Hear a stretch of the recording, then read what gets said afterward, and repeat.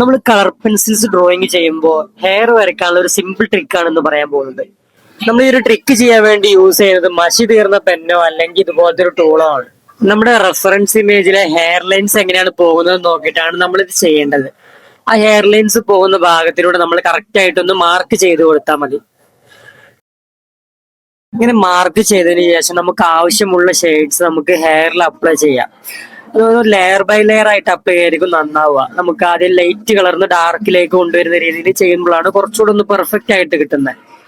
ഹെയറിന്റെ lines ഇനിയും കുറച്ച് കൂടുതൽ വേണമെന്നുണ്ടെങ്കിൽ നമുക്ക് ബ്ലേഡ് ഒക്കെ യൂസ് ചെയ്തിട്ട് ചെയ്യാൻ പറ്റും. ബ്ലേഡ് വെച്ചിട്ട് ചെറുതായിട്ടൊന്ന് മാർക്ക് ചെയ്ത് കൊടുത്താൽ മതി. പക്ഷെ ഇത് ചെയ്യുന്ന മുന്നേ ആയിട്ട് നമുക്ക് ഇതിന്റെ GSM, പേപ്പറിന്റെ GSM കറക്റ്റ് ഉറപ്പ് വരുത്തണം. ഇല്ലെങ്കിൽ പേപ്പർ കീറി പോകാൻ ചാൻസ് ഉണ്ട്. അവസാനമായിട്ട് നമുക്ക് ബ്ലാക്ക് കളറോ അല്ലെങ്കിൽ കുറച്ച് ഡാർക്ക് കിട്ടുന്ന ഏതെങ്കിലും കളർ വെച്ചിട്ട് നമുക്ക് ഹെയറിന്റെ ബാക്കിയുള്ള ഭാഗം ഡ്രോയിങ് ചെയ്ത് ഫിനിഷ് ചെയ്യാം. ഈ ട്രിക്ക് നിങ്ങളുടെ ചിത്രം വരയ്ക്കുന്ന സുഹൃത്തുക്കൾക്ക് ഒന്ന് അയച്ചു കൊടുത്തിട്ട് ഒന്ന് ട്രൈ ചെയ്യാൻ പറയൂ.